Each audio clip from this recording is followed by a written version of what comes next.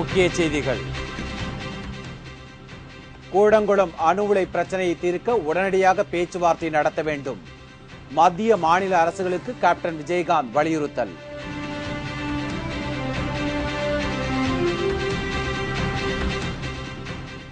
அத்வானியின் ரத யாத்திரை பாதையில் பைப் வெடிகுண்டு கண்டுபிடிக்கப்பட்ட விவகாரம். இமாம் அலி கூட்டாளிகள் 2 பேர் கைது.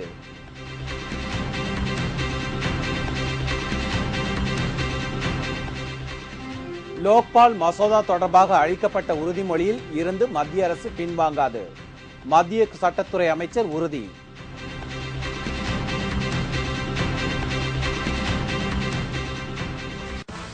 தமிழகத்தின் கடலோர மாவட்டங்களில் தொடர்ந்து பலத்த மழை மேலும் 2 தினங்களுக்கு நீடிக்கும் என வானிலை ஆய்வு மையம் தகவல்.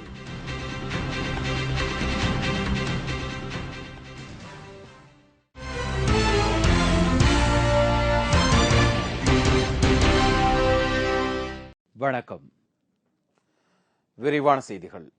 கூடங்குளம் அணு உலைக்கு எதிராக போராடி வரும் மக்கள் பிரதிநிதிகளுடன் உடனடியாக பேசி பிரச்சனையை தீர்க்காமல் வேண்டுமென்றே காலம் தாழ்த்தி பிரச்சனையை பெரிதாக்கும் முயற்சியில் மத்திய அரசு ஈடுபடுவது கண்டிக்கத்தக்கது என்று தேமுதிக நிறுவன தலைவர் கேப்டன் விஜயகாந்த் கண்டனம் தெரிவித்துள்ளார்.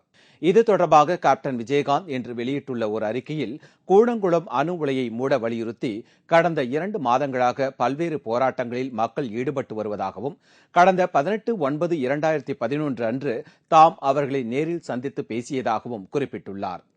கூடங்குளம் மக்களின் உணர்வுகளுக்கு மதிப்பளித்து மத்திய அரசு உடனடியாக இப்பிரச்சனையை தீர்க்க வேண்டும் என்று தாம் கேட்டுக் கொண்டதாகவும் அவர் கூறியுள்ளார். கூடங்குளம் மக்களின் அச்சத்தை போக்கும் வரை அணுமின் நிலைய பணிகளை நிறுத்த வேண்டும் என்றும் இது சம்பந்தமாக அனைத்து கட்சியினரும் போராட்ட குழுவினரும் பிரதமரை சந்திப்பது என்றும் தமிழக அமைச்சரவையில் தீர்மானம் நிறைவேற்றப்பட்டதாகவும் இதன்படி அக்குழுவினர் பிரதமரை சந்தித்து பேசியதாகவும் கேப்டன் விஜயகாந்த் கூறியுள்ளார். இதனைத் தொடர்ந்து கூடங்குளம் அணுமின் நிலைய பிரச்சனைகளை மக்களிடம் விவாதிக்க மத்திய அரசு நிபுணர் குழு ஒன்றை நியமித்ததாகவும் ஆனால் போராட்ட குழுவினர் இக்குழுவினை ஏற்கவில்லை என்றும் கேப்டன் குறிப்பிட்டுள்ளார். இந்நிலையில் அணுமின் நிலைய பணியாளர்களை பணிக்கு செல்லவிடாமல் போராட்ட குழுவினர் தடுப்பதாகவும் அமைதியாக போராட்டம் நடத்துவதாக தெரிவித்துவிட்டு தற்போது வன்முறையை உருவாக்கும் சூழ்நிலையை போராட்ட குழுவினர் உருவாக்குவதாக மத்திய அமைச்சர் நாராயணசாமி கருத்து தெரிவித்துள்ளதாகவும் போராட்டம் வேறு திசைக்கு மாறுவதாக அவர் கூறுவதாகவும் கேப்டன் சுட்டிக்காட்டியுள்ளார். இதிலிருந்து இப்பிரச்சனையை தீர்ப்பதற்கு பதிலாக இதனை சட்டம் ஒழுங்கு பிரச்சனையாக மாற்றி போராட்டத்தை ஒடுக்க மத்திய அரசு அடக்குமுறையை கையாளப் போகிறதோ என்ற அச்சம் தமக்கு ஏற்படுகிறது என்றும் கேப்டன் கூறியுள்ளார். தாய்மார்கள், பள்ளி பிள்ளைகள் உள்பட பல்லாயிரக்கணக்கான மக்கள் கடந்த 2 மாதங்களுக்கு மேலாக அங்கு அமைதியான முறையில் போராடி வருவதை அனைவரும் அறிவார்கள் என்றும் அவர் கூறியுள்ளார்.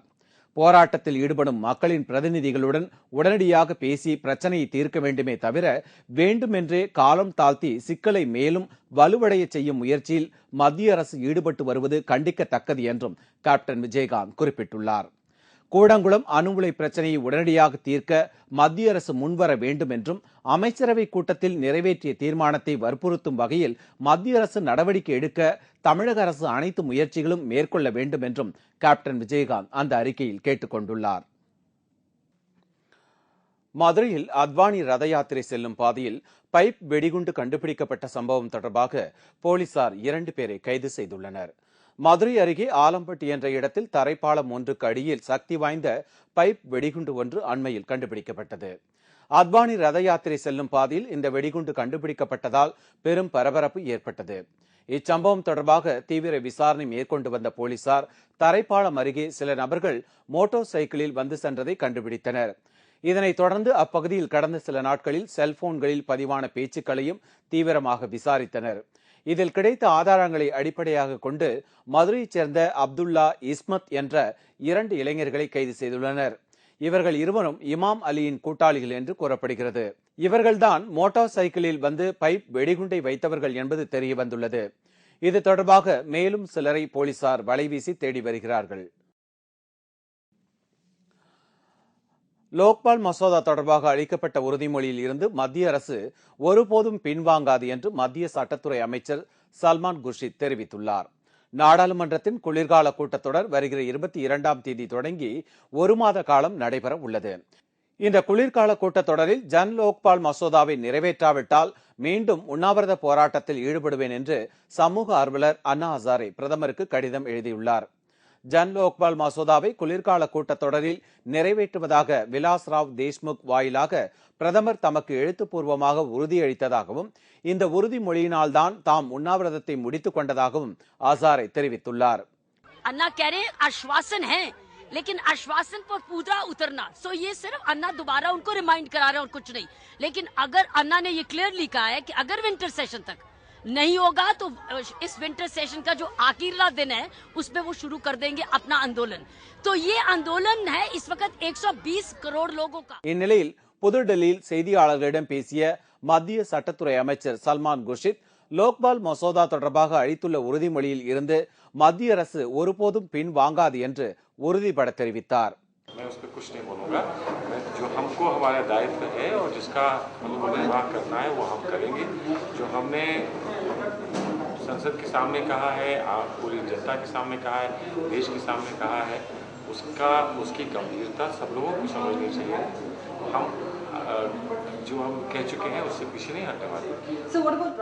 வலுவான லோக்பால் மசோதாவை நிறைவேற்றுவோம் என்று மத்திய அரசு உறுதியளித்துள்ள பின்னரும் அண்ணா ஹசாரே போராட்டம் நடத்தப்போவதாக தொடர்ந்து மிரட்டல் விடுத்து வருவது ஏன் என்று தெரியவில்லை என்று மத்திய அமைச்சர் அம்பிகா சோனி தெரிவித்துள்ளார். சென்னை நகரில் விதிமுறைகளை மீறி கட்டப்பட்ட அனைத்து கட்டிடங்கள் மீதும் சட்டப்படி நடவடிக்கைகள் தொடரும் என்று சென்னை உயர்நீதிமன்றத்தில் தமிழக அரசு தெரிவித்துள்ளது.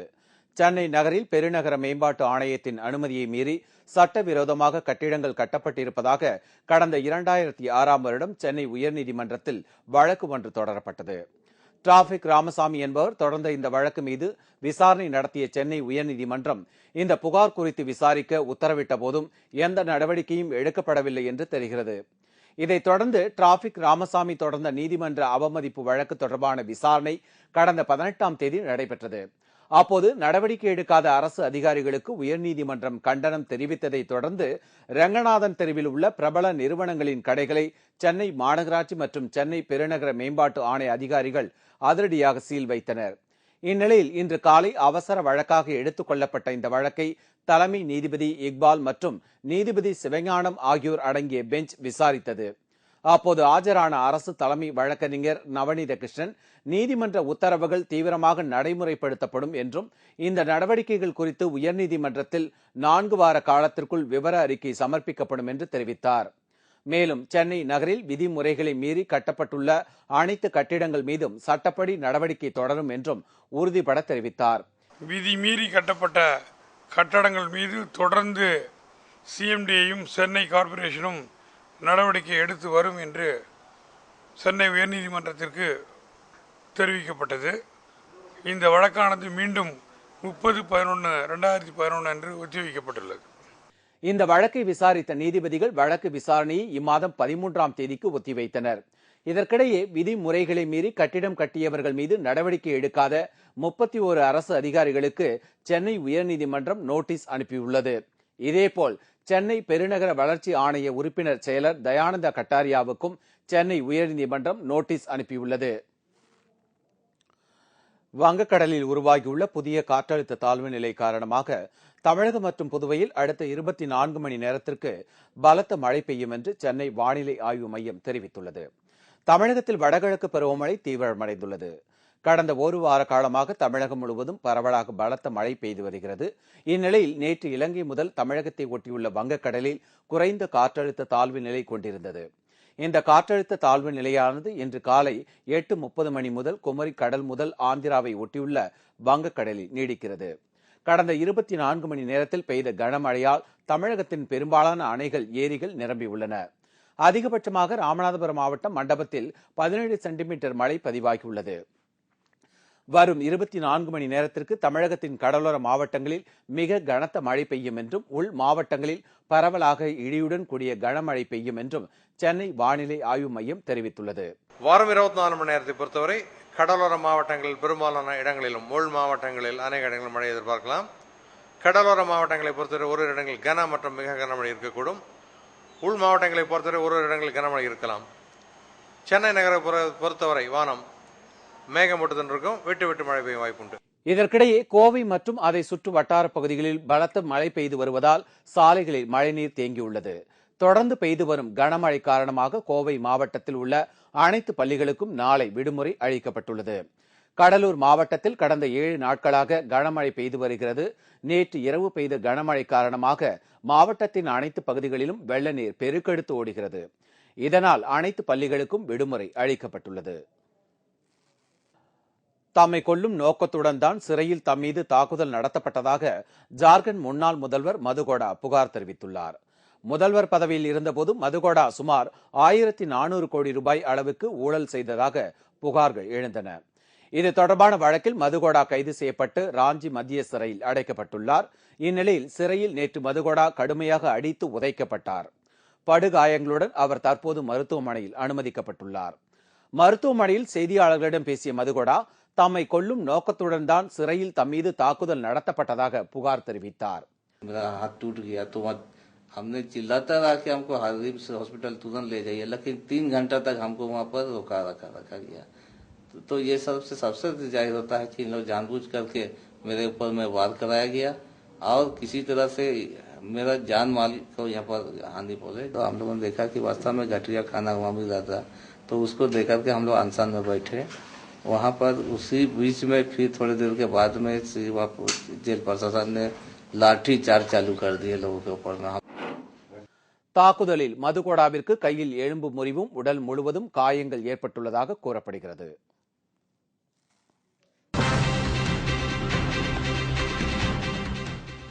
கடலூர் மற்றும் நெய்வேலியில் பாமக அலுவலகங்கள் சூறையாடல், ராமதாஸ் உருவபொம்மை எரிப்பு.